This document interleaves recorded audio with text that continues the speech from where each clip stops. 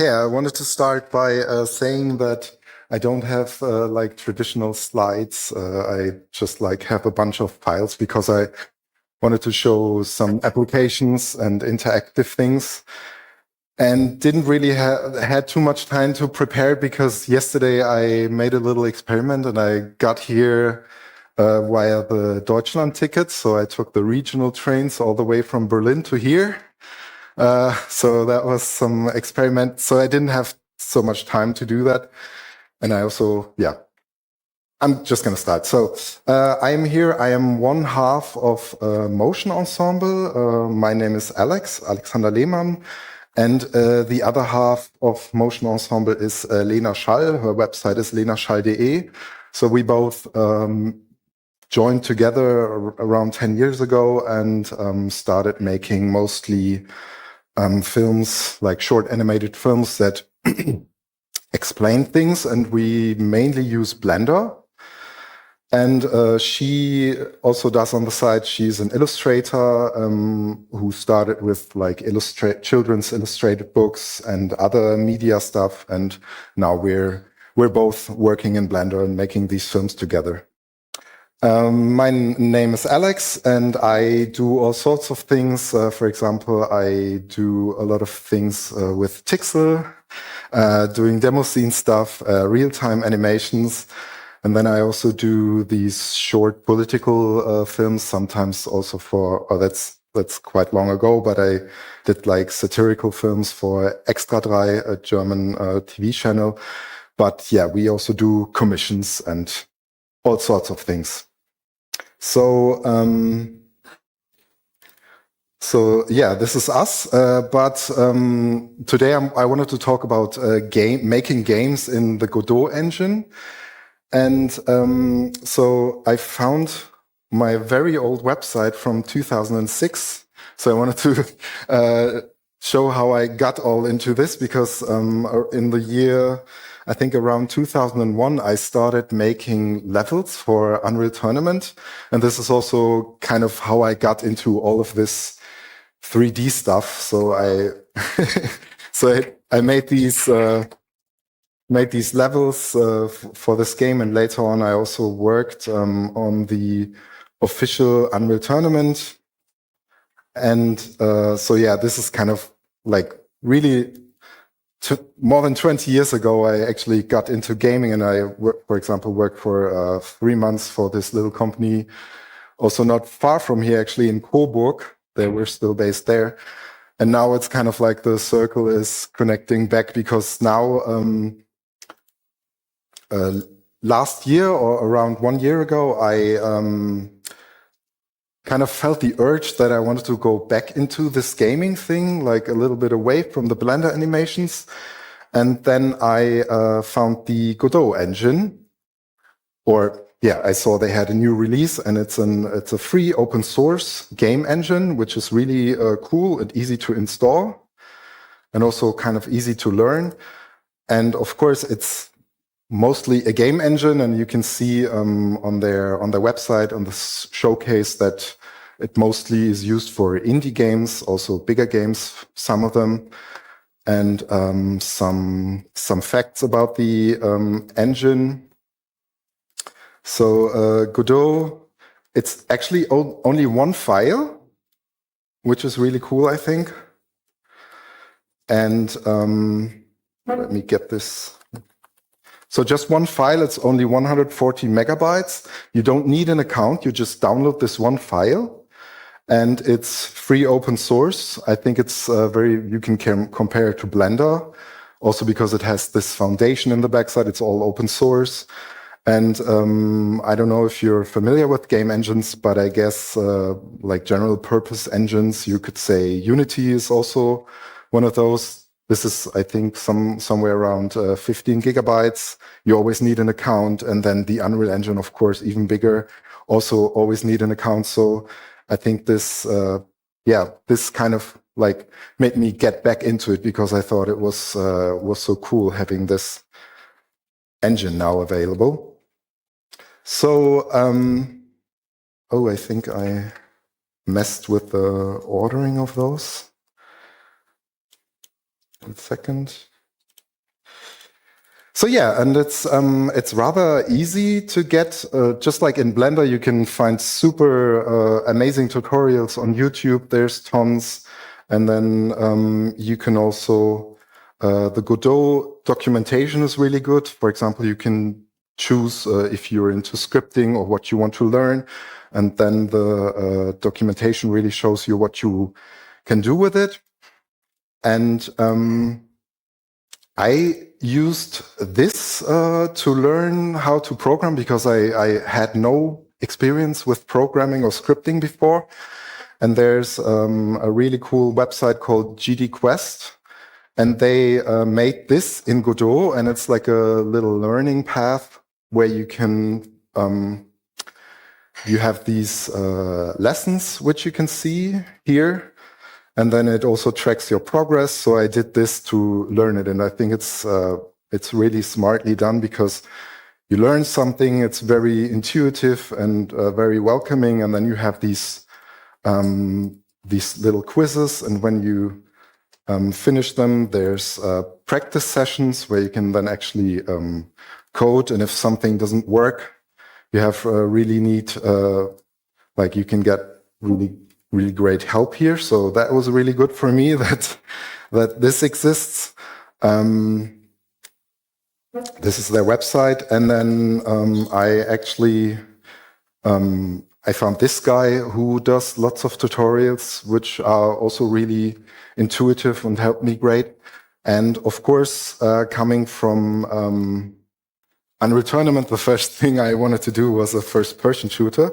But before I'm going to show this, I wanted to show some other things that people made with the Godot engine, because it's not just great for games, but it's also good to make applications. For example, this one here, Pixelorama, is an open source application. I think you can always find the whole code for all of this on GitHub also. So this is like a whole painting program or pixel program. Then there's, for example, there's a texture extractor. It's a bit harder to find, I think, but you can find it on itch.io. Someone made an app where you can extract textures, like correct the perspective, and it even gives you like the normal map and height map and stuff. So like from Substance Painter or B2M, I think is the program. And then, for example, someone else made a tween guide, which is super helpful because it shows you all the different tweens that Godot supports, and it also shows you the code, and you can copy it and use it in your games or in your apps if you want. So this is super neat. So the engine is not only feasible to make games. I don't know if you know the Material Maker. Also, it's I think you can compare it to Substance Designer, and it's a node-based engine or node-based editor to make procedural materials, and it can export then same as it's in Substance Designers. Also open source, and these are all made within Godot, and this kind of runs in the engine, which is really cool. And then the last one I wanted to show you is GoZen, which is also pretty new, I think. And this is a whole video editor. So someone made a video editor. I think the person, I think he's called Voilin. He was using KDN Live for his videos, but to edit his videos on YouTube, but he wasn't satisfied with that, so he made his own video editor in Godot. So really cool what all these people do with it. But now I'm going to show my own stuff.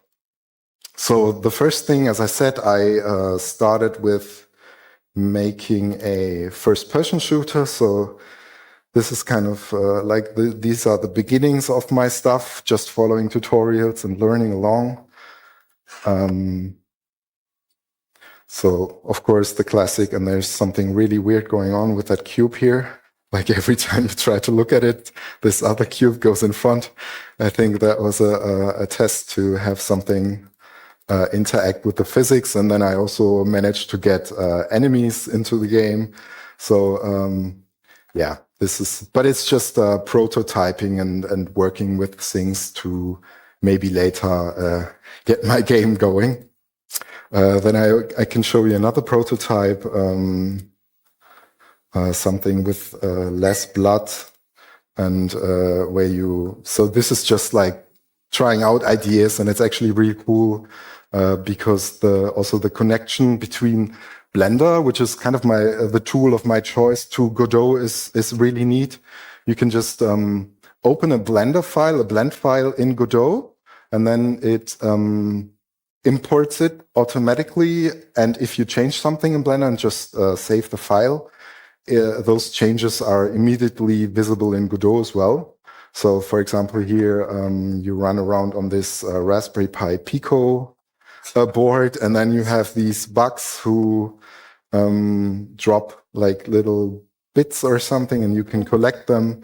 And this is something that I made just for fun and to try stuff out and see if it's fun or if it's an idea that leads me somewhere. So this is kind of what I did on the side, just for myself, because I had that urge to learn how to make games and found the engine really cool. And then I don't know if you know. Does anyone know Frag den Staat, the German non-governmental? Okay. But Frag den Staat. For those who don't know, it's a little NGO from Berlin. Which is doing really cool things. They're using the German laws for Informationsfreiheit, so information freedom, and then you can use their website to ask the government for documents. And it's a rather small NGO, but they're doing a really amazing job. So one day I met with Arne von Frag den Staat, and I told him that I'm learning how to make games. And then he said, "Oh, you're learning how to make games?" Because I always had this idea. I wanted to have a clicker game about Frag den Staat.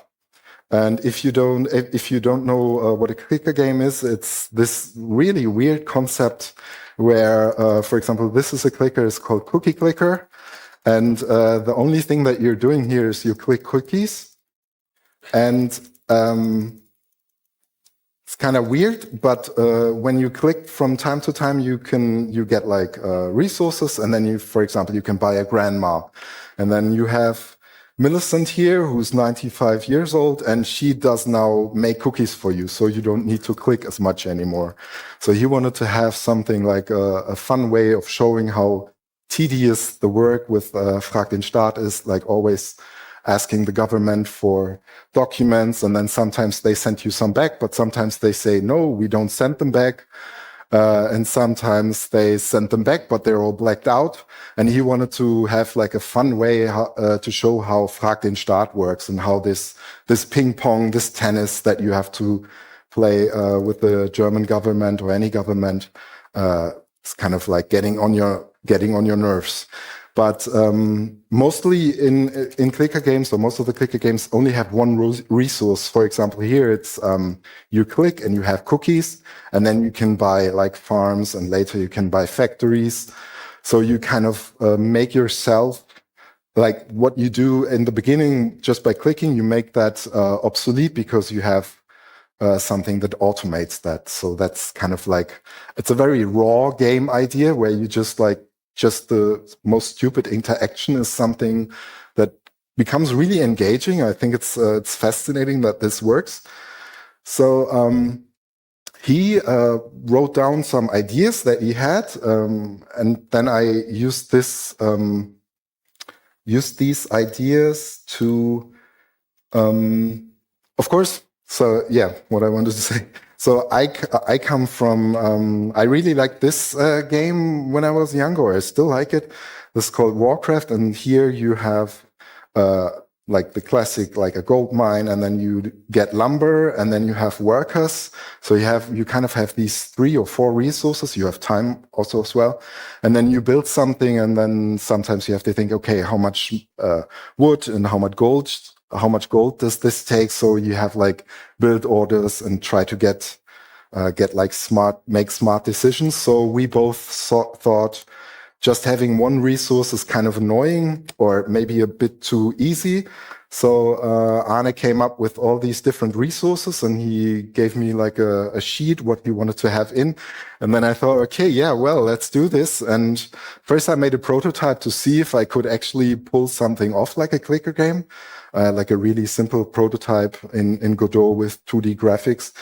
And when I thought, okay, I can actually do this, like my scripting abilities are good enough, then I said, okay, let's do this. And then I used his feedback or his input and made this thing. So this is kind of like every time you see a mouse here, it's where you can have manual labor. So you start by clicking and sending questions or information requests to the government, and they send them back either. So you got your currency here, or they don't send them back, and then you have an Ablehnung. And these are all like your resources then against the Ablehnung, or if they blacked out the documents, you can go to a court with those. So like you play this ping pong here just with your mouse. And then later on, of course, you can found Frag den Staat, and then you can hire people, and then it all gets automated like this. And I drew this in draw.io to get like an overview how things work. And the general idea of the game is you do this manually, then later you can hire people. And then with those people, you can make, for example, you can do research or you can do campaigns. And with those, you get followers. And then the longer you play, the more it gets automated. And then, yeah, I thought, okay, I can totally do this. No problem. It looks complicated, but it's totally doable. So, yeah, that's when I started making the game. I'm going to show you right now. So open so now, yeah. And of course, since both Lena and me, we really love using blenders, we decided to not make it 2D, but to make it actually 3D. And so we came up with this super simple system, and it's pretty much the same as it is in the graph that you saw.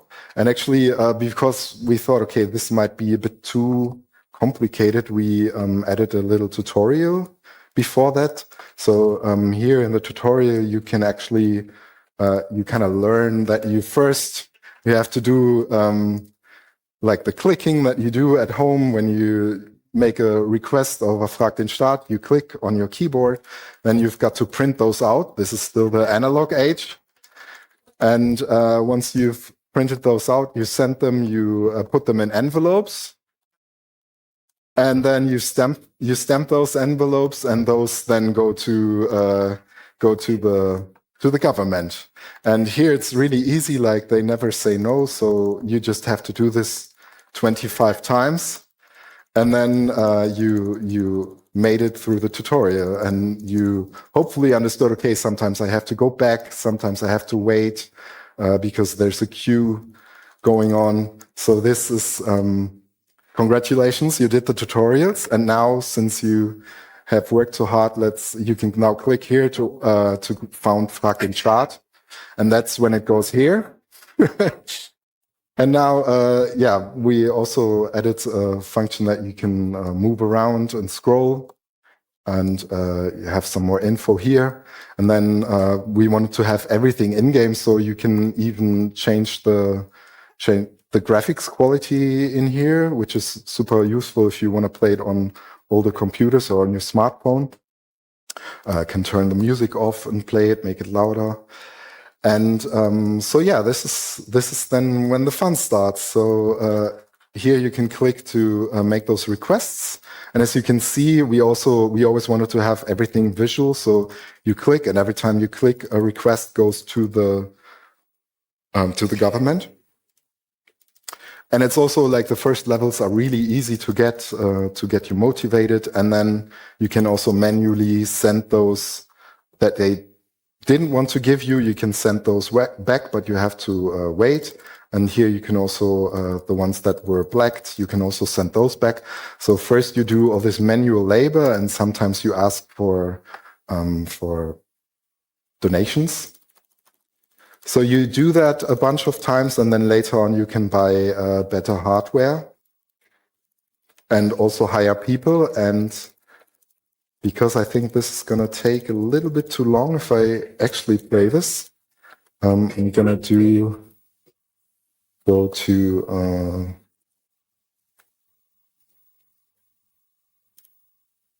just give me a bunch of money when I start. I can cheat really easily, and also give me like followers. Like I get 1 follower per second or 10 per second or something, so that you can actually see. Because I think if you play through the game, it takes around 1 or 2 hours. But it's getting really interesting in the later time. So now I have 200.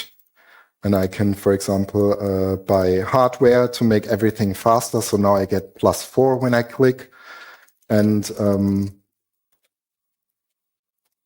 you can hire all these people. And those are actually really the people that work for Frag den Staat. So here you can see Arne and all the other folks. And we actually, you can hire as many people as there are really in Frag den Staat. And then this is all full. And of course, if just like you could see in the graphic here, like later on, we wanted to be able to, you can buy mate to make the IT persons happy, and you can buy coffee to make everyone happy.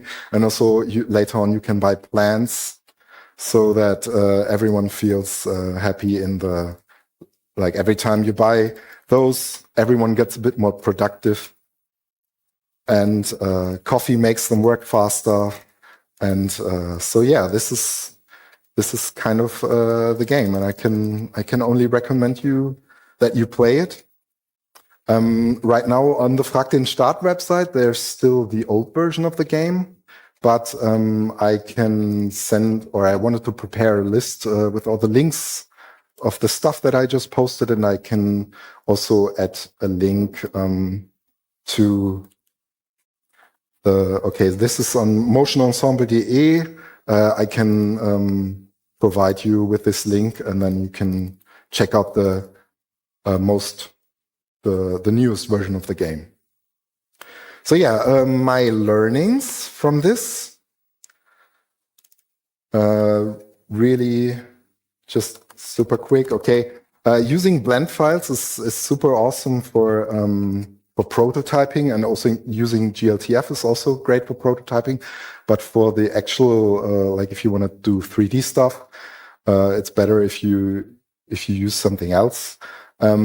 Also, what I've learned painfully is that in games, everything, or interactive media in general, or especially in games, everything took 4 times as long as we thought it would. Like it was crazy. Like every time, I mean, I'm kind of used to this from, I don't know, level designing and stuff, but it was amazing because we had to manually put everything in. Like we didn't use any sort of pre-built stuff, like yeah, from someone else, like something that was easy usable. So every time we put in a sound effect, we had to add this everywhere. And the last learning is definitely Godot is super amazing. It was a lot of fun doing this, even though maybe in the beginning we bit off a little bit more than we could chew, or I could chew programming wise, but in the end it worked out fine. And yeah, I can only recommend you getting into Godot. It's super versatile, and also just the last thing I'm going to show, if you open this, you can see, if you go to export, you can see that this is super neat, because you can use, or everything that you do in Godot, you can use it on Android, Linux, Mac OS, Vision OS. You can export to web and Windows. So basically, if you do an application here, or you make a game, you can almost get it to run everywhere. And super, super neat. So yeah, if you have any questions or any feedback, I'm gonna be around for the whole day, and yeah, shoot along. There's one question. Thank you.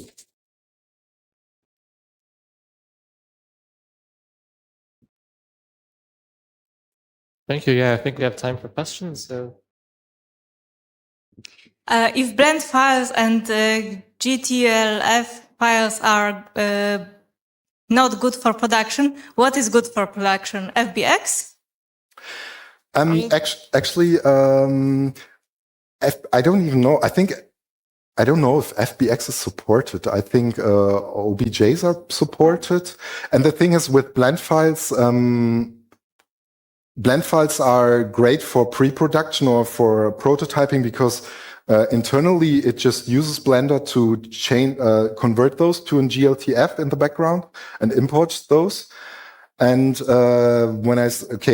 was a bit misleading. So GLTF is great, but our problem, for example, was we used one big blend file with everything inside.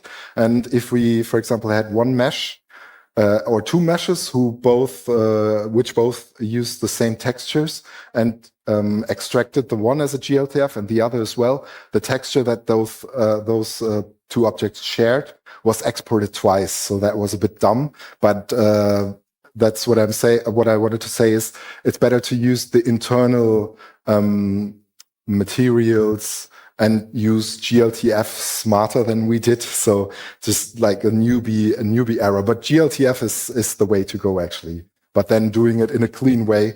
And also the Blender Foundation made a game for Godot.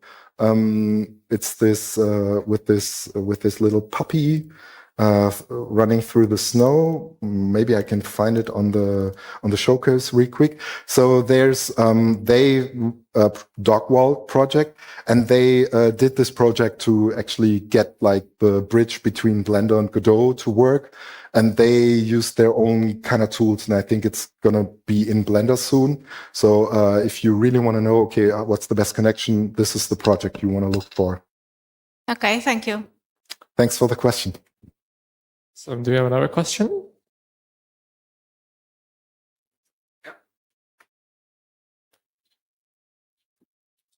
Is there a threshold in the game in terms of the number of information requests where the police show up without a warrant and take all your devices and equipment?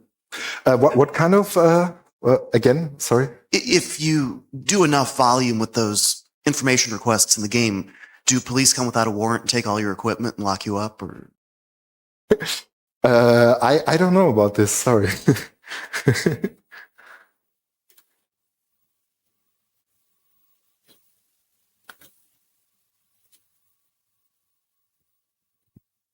Hey, it's an honor to meet someone who worked on one of the games that are my favorite of all time. So thank you. Thank you for that.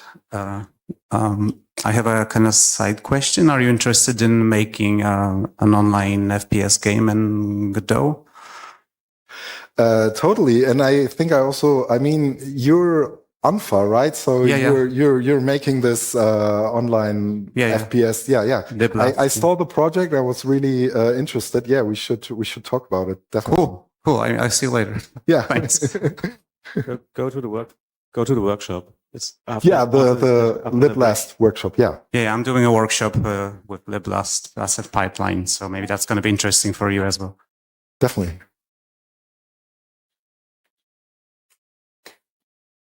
Okay, that's it. So thank you very much. Thank you. Our last session before the break.